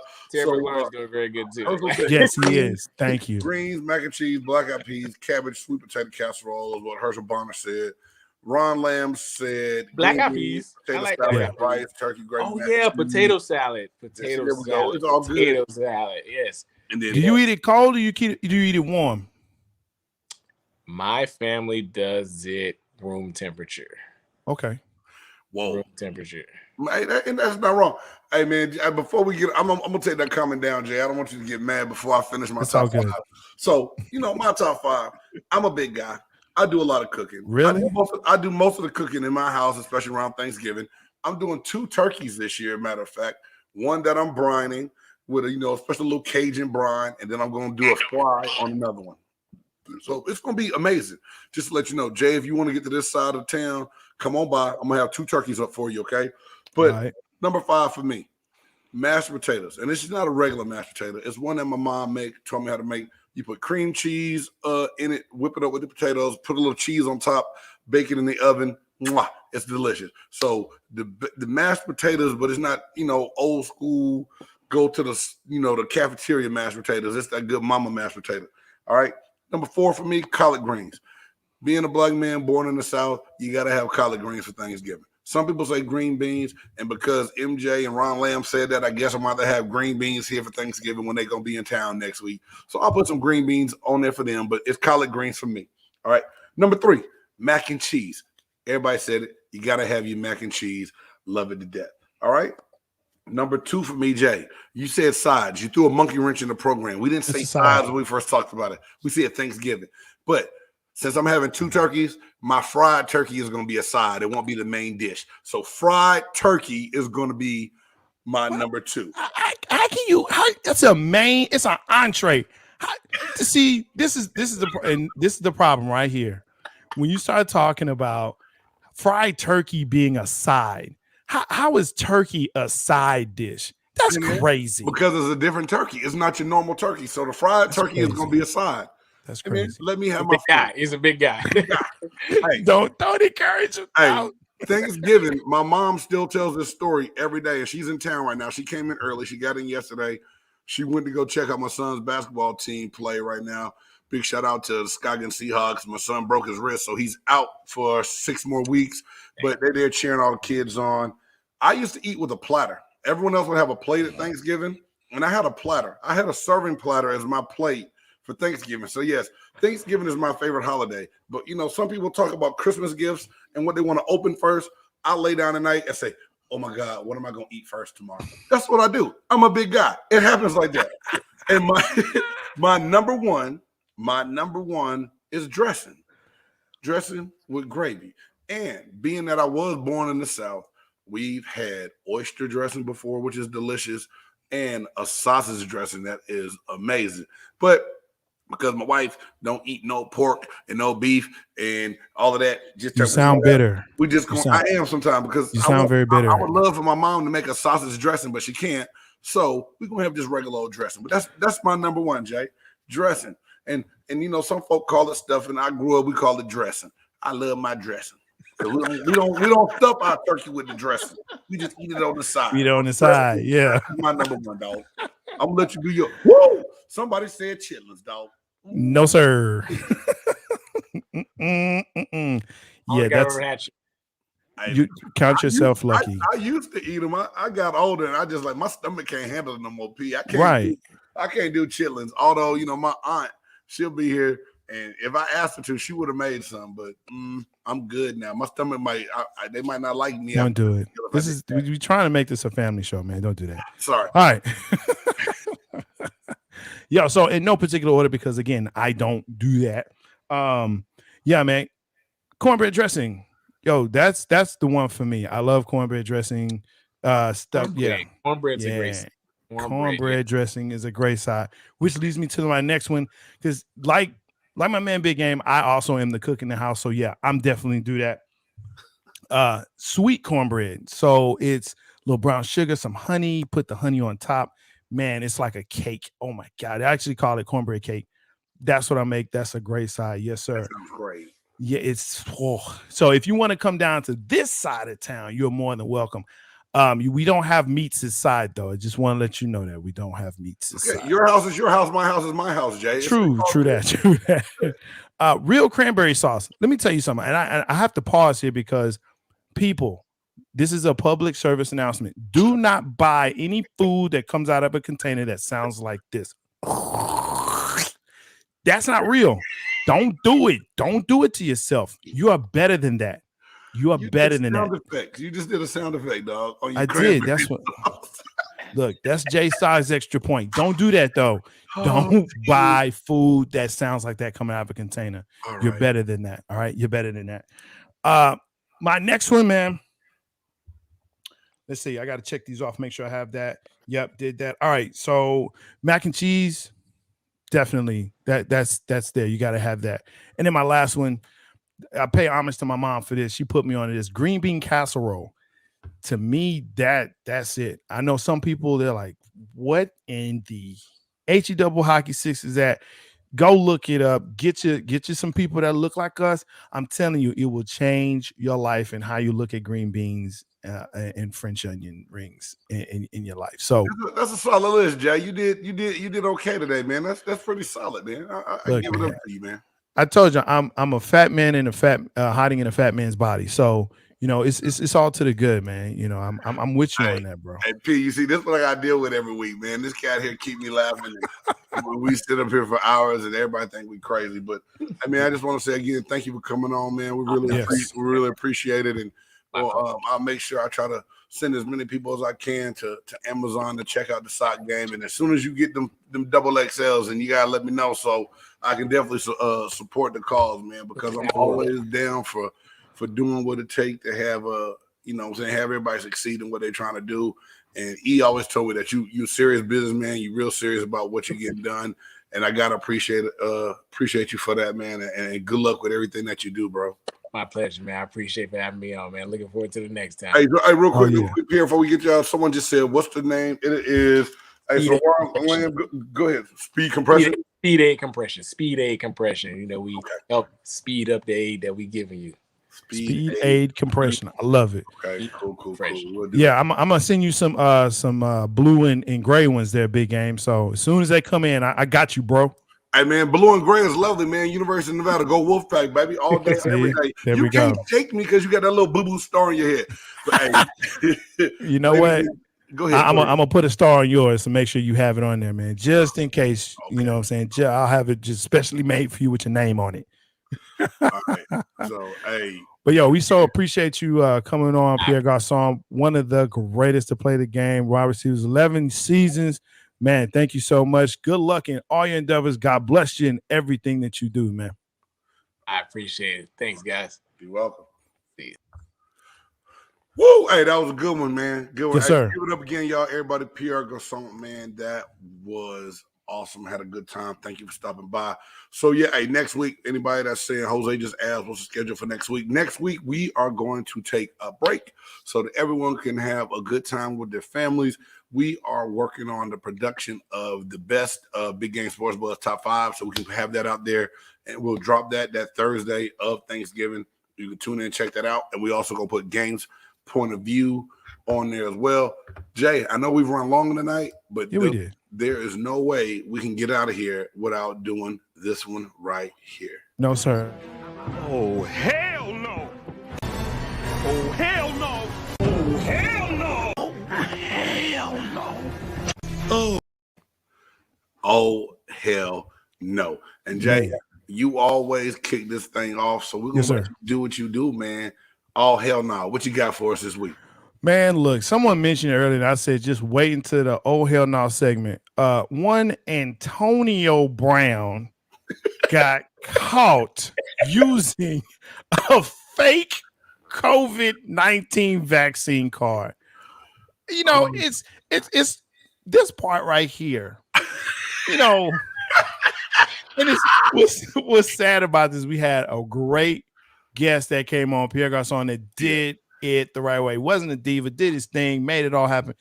And this fool clown right here, I mean, bro, what are you trying to get in the club because they won't let you in without the COVID-19 vaccine card? Like, why do you have to fake? Just, man, go to CVS. You don't even have to have any kind of medical insurance. You could just go get the shot. I mean, dude, I like, it's unfathomable to me how a grown man would like. And here's the other part, right? Because here's the thing about the oh hell no's. Because some people, here's the thing, it's like when you wear something bad and you're like, hey, does this look good? And they're like, oh yeah, that looks good. I blame them too. Whoever said to him, you know what you should do, dog? You know what you should do? You should go get a fake COVID-19. You even got to take a shot. Nobody will know. They will know because it's a record. Oh, dude, man, you know what, Ron? Yeah, AB type stuff. Look, is AB doing AB stuff? You know what I'm saying? Is he's ABing. Like, he is about to be one of those types of people where his name will mean messing up. Like, oh man, you just AB'd that. Oh my God, I can't believe you Antonio Brown it. Oh man, you Antonio Browning. I'm like, that's how I feel about this situation with this dude. Like, why don't you just stay out of the headlines? Don't you feel like you've done enough already? That you know what I mean, a fake COVID-19 vaccine card? Hey. Is that where we are now? Hey Jay, you know, I'm almost speechless, right? Because you know, I go to the phone or the internet every day and try to get my little sports fix between classes when I'm working at school and everything else, right? If I'm not in front of the TV. Right. And you know, I went to Instagram real quick to one of my sports pages. It says AB cops fake vaccine card. And so I'm laughing. I'm thinking like this fake, this not real, right? No. So then I go to Twitter. It's all over Twitter. It's trending. And so I said, well, let me go to a real sports outlet. And Right. they said Antonio Brown bought fake COVID-19 vaccination card. And I'm like, for what, fool? What are you doing with a fake vaccine card? Just go get the shot. Who are you lying to? And like someone said, AB is AB. That's a Jameis Winston moment right there. It's like you did something that makes no sense at all. So all I can do is laugh and go, you know what? I can't believe he did that. Then I can go, yes, I can. He did it. He's dumb enough to do it, and I can use that word. And I hate using that word. And you know, I know people who go, man, you know, football players are dumb. I'm like, no, we're not. And then Antonio Brown does this, and I go, damn, maybe football players are dumb. But do not categorize me or Pierre or everybody else that play football because of something Antonio Brown did because he's a jackass. Antonio Brown is a jackass for sure. That's what that was, dude.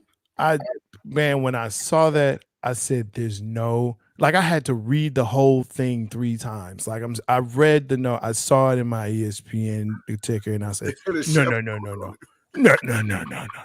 Surely this is not what this man has done." Like, right? Not really? At all. There's no way. You're thinking to yourself, "There's no way in hell you fake a COVID test." There's a way in hell he did it. It's news. We're talking about it. We're laughing about it. It's a oh hell nah moment for sure. Oh my gosh. Yeah, so that's my oh hell nah. AB, get some help, man. I really think there's some like all on the cool. I think there may be some issues there that he needs some help. So I hope he gets the help to, you know, do. And you know what? That's a great question, MJ. Why did he do it? Why did he do it? That's what I want to know. I want him to come out and speak on this and tell us what he was trying to gain from getting a fake COVID vaccine card. The best thing for him to do is not talk about it. I know he got to talk about this because he's going to say something even dumber, make me laugh even more. I want to hear all the dumb. He can't talk about it. If he does, he will be eviscerated. And if you don't know what that word means, I need to hear all the dumbness. Look it up. I'm going to laugh. It's going to be a lot of dumbness, bro. A lot of dumbness. Yo, what you got for your oh hell no, man? Hey, man, I'm going to make mine quick because you hit a home run with that one right there. That was the bomb. But this past weekend, the Pittsburgh Steelers and who was the Detroit Lions went into overtime. The game ended in a tie. Najee Harris looked over to his teammates and said, "Hey, where's everyone going?" They said, "What do you mean? The game is over." He said, "What you mean the game over? Nobody won." No shit, dummy. A game can end in the tie. The referee explained the rules at the coin toss of the overtime. He wasn't there. He still, it doesn't matter if he was there or not. He wasn't. It wasn't the first tie of the season, Jay. It wasn't the first tie this season. It wasn't. There's other ties. It was like, one other tie, right? Was it Miami? No, I can't even remember who tied, but it happened. So he has to know the rules of the league he's in. Correct? That would help. I mean, at least, or at least the coach or somebody on the staff. Just the fact that it got from the sideline to the reporters for me to know about it is an all hell nah moment within itself. It is, and it's funny. Hey, at the end of the game, it wasn't even that. It was the fact that he looked up and had a confused look like, where is everybody going? Like he looked up like, what? Hey, about to get ready for another quarter, baby. Nah, man. Nah. You done, bro. Hey, I know I need to end on that one, but can I just say I don't know if it was an accident or not, but I just got to ask you if you laughed like I did in the Green Bay Packers and Seattle Seahawks game. DK Metcalf gets kicked out the game, I think, with a minute left, and then sneaks back in and goes in the huddle the next series they have. Bro. Oh, hell no, man. Okay, so again, remember, so on this goes back to who was in charge of his helmet, because correct me if I'm wrong, once you're ejected, they're supposed to take your hat. They're supposed to take your helmet. They're supposed to take your helmet. So that equipment manager gets that old helmet. Yes, DK Metcalf, no, he shouldn't have gone in. But where's the equipment manager? Bro, do your job. Your job. Take care of the footballs and get the hats. That's your job. You had one job. You had one job. You had one job. All you do is get footballs and get the hats. That's all you do, Blue. That's all you do. That's all you do. All you do is spin records. That's all you do. Hey, man, look. Peace and love to Bernie Mac. That's my guy, man. You know what I'm saying? I'll do an impression of him any day of the week. All you got to do is just ask. That's all you got to do. Hey, Herschel Baum just said, can I borrow your COVID card? I need to debit. You got to love it. You got to love it. Man, only on a high-speed dub, though, because I may need it back quickly. You know what I'm saying? Yes, sir. On a high-speed dub, maybe. But, that's so crazy to me. The only thing crazier than that is someone actually saying, hey, I need to laminate this so it doesn't get messed up. Like, it says don't laminate your vaccine. Hey, man. Someone actually has bro. Hey, it's been, dude, I'm laughing tonight. I can't believe it. And now everybody in the chat turning into like their favorite movie quotes from Bernie Mac and everybody else from Friday and everything else, man. MJ, I was about to put that on the screen, but I'm not. Him downstairs. What the hell is him? I'm about to start laughing. I can't do it. Y'all got me going crazy. But, dude, I'm telling you. You think you here with Bernie and Mac, man? I promise you, bro. Christ. It's been good. It's been real. Hey, man, but that's my old hell nah. Yeah. And just like everything, and we did everything. And so now it's time. Hey, who you got? We good, right? We good on that, man. We good on that, guys. Dude, it's time for Games Extra Point. You got one? Yes, I do. But real quick. All right. Games Extra Point is brought to you by Fat Boy Coffee. Every dollar that goes to Fat Boy Coffee, a portion of that goes to Diabetes Foundation. Fat Boy Coffee, don't let the fat fool you. And you can find that right there on the website, www.fatboycoffee.com.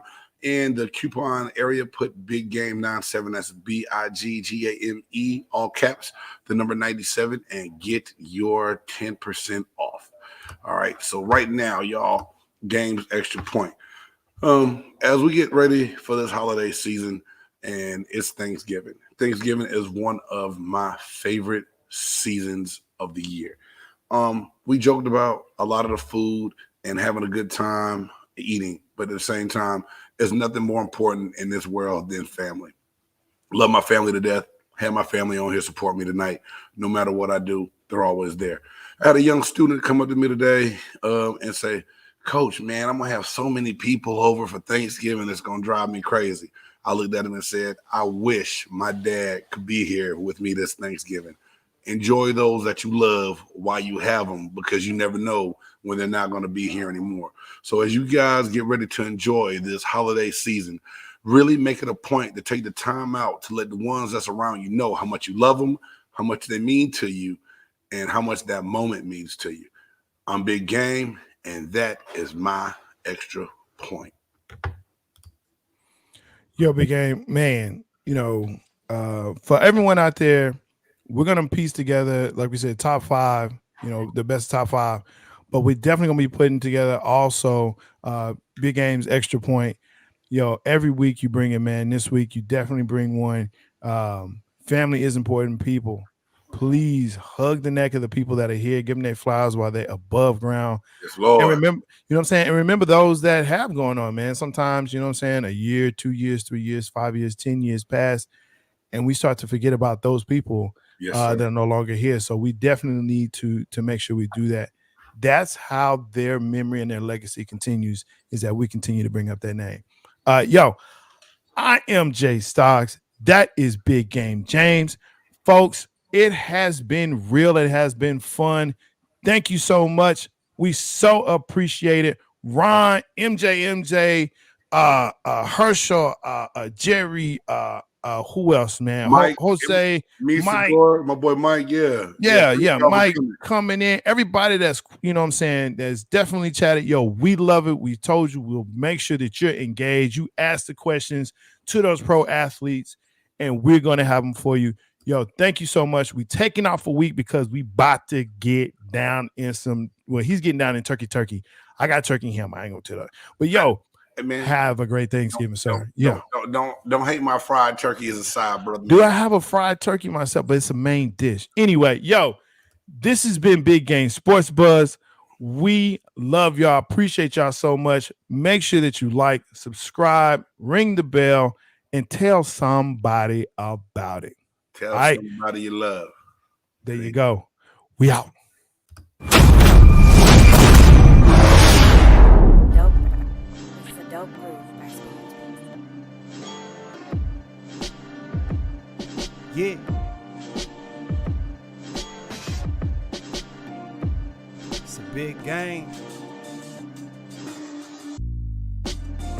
Who you know that got it behind the scenes, like behind the O-line, soon as the QB say hype. It's big game, big game. Analysis from the player's point of view. Injuries, big trades, player news. Yeah, sector competition, and he play with Tony Dungy. Better listen, I'm talking about Big Game Sports Buzz. Said everything you need and more.